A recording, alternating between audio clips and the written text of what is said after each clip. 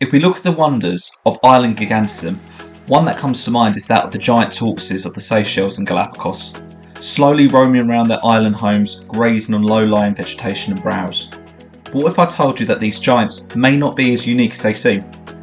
There was once multiple species of giant tortoises spread throughout the world in prehistory. However, they've all become extinct, besides from the extinct species such as the Adabrus giant, Adabrachelys gigantea, and the Galapagos giant, or Chelonoides niger, both from their namesake islands.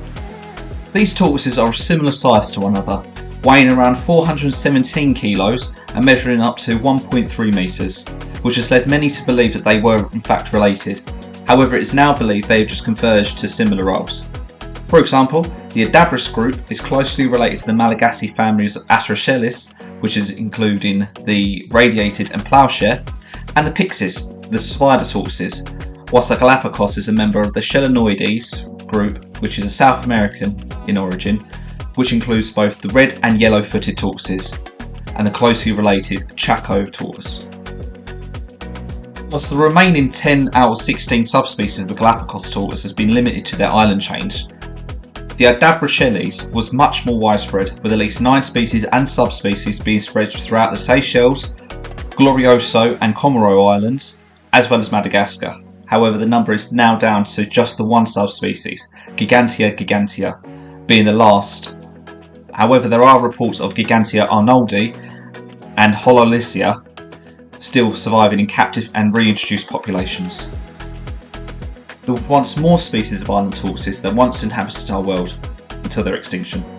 Another unrelated group lived on the Adabrachelys neighbouring Mascarene Islands, where 5 species once inhabited, with 2 from Mauritius, 2 from Rodrigues and 1 from Reunion.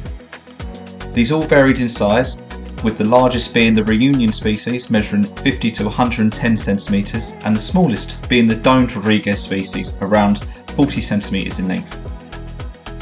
With the divergence of the Cinderlaspis species being older than the geological history of the islands themselves, indicating they once inhabited a now submerged landmass on the Mascarene Plateau before colonising the modern island chain.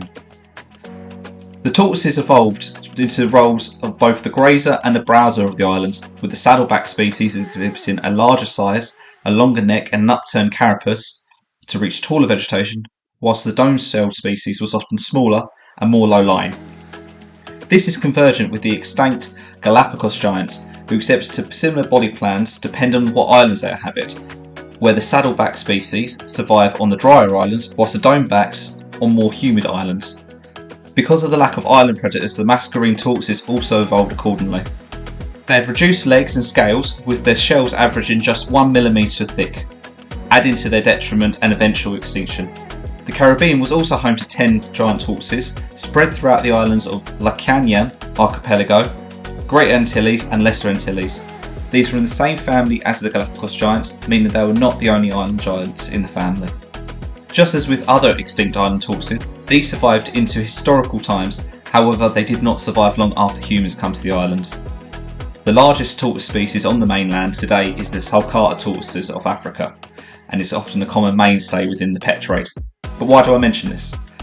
Well, they are the last surviving member of the Centrochelys, with the others also being island species that lived throughout the Canary Islands of Gran Canaria and Tenerife, as well as Camp Verde and also the Mediterranean island of Malta.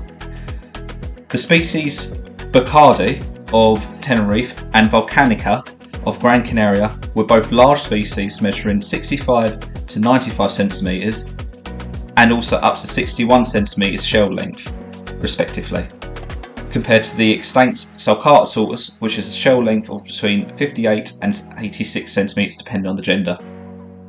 Now we've spoken about the island species, but what of the video title? How are these relics of a bygone age, when many of them have been rafted to their islands or are cut off from the mainland and evolved to become larger? Well, until around 50,000 years ago, it was common for there to be giant mainland tortoises, some even larger than today's giants.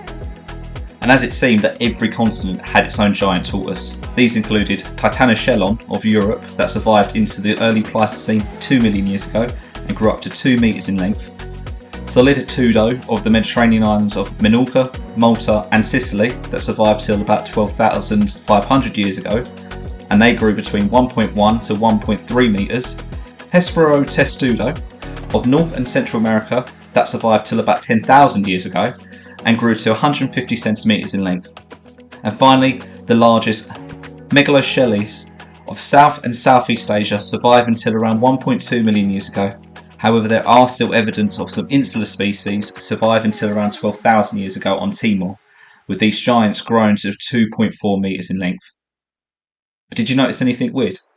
This list did not include any tortoises from Australia or the South Pacific. Well, Australia technically doesn't actually have any giant tortoises. It did, however, have a group of stem turtles, whose origins were around during the time of the dinosaurs and persisted throughout South America and Australasia, to the last of the line being Meolania, the most famous of the family. Meolania was a bizarre creature. It possessed a carapace with sharp edges, osteoderms covering its forelimbs, a crown of horns, and a tail with spiked rings and a boning club on the end, almost a turtle trying to be an ankylosaurid dinosaur.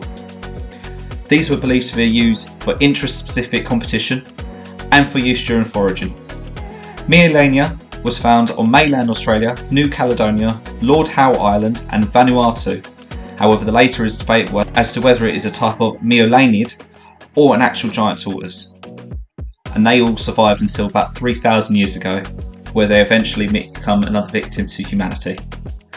It is believed that Meolania ranged in size between 63 centimetres and up to 2 metres in carapace length, with the total length being probably a little bit longer because of their tail. However, this was always dependent on the species, of which there were 5. The disappearance of these giant mainland tortoises, and even the slow disappearance of the island giant species, did coincide with the appearance of human species, whether that be Homo erectus, Neanderthalis and Sapien, where they are often hunted for their meat. In fact, there is a clear example from a 12,000-year-old Hesperotestudo fossil which was killed with a wooden spear. In addition to this, many of these mainland giants, namely Titanoschelon and Megalochelys, existed in an interglacial period, so it's not within the realms of possibility for a global cooling to interfere with these cold-blooded reptiles.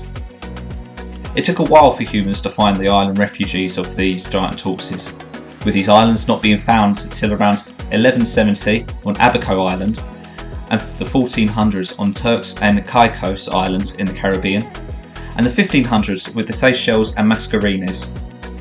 However, once these tortoises were found, they were very soon to be exploited, often being used as fresh meat and water for sailors, and their oils being used for ailments such as scurvy. In addition to this, humans also brought threats such as pigs and rats, which were able to eat their young and eggs, and also goats and rabbits, which both competed for their food supply. Once many of the island tortoises had become extinct, it was found that they were ecological engineers, and as so, the islands were thrown out of balance, especially with the introduction of invasive species of plants. Tortoise turf is a term used for an area that is intensively grazed by giant tortoises, has a collection of low-grown, herbaceous species, grasses and sedges, and is seen as an important habitat for birds and insects. The tortoises also help to control invasive plant species, and as such can be used as biological weapons against such invaders.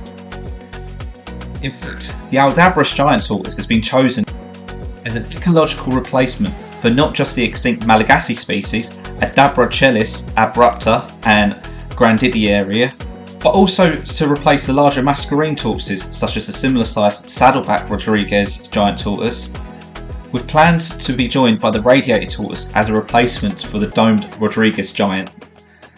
So we may eventually see more islands eventually being populated with giant tortoises, and who knows, they may evolve to be matching those that they replace, unless climate change causes their islands to submerge under the water. I hope you enjoyed this video, and if you did, why not like and subscribe to be notified about more content you might enjoy. Thank you.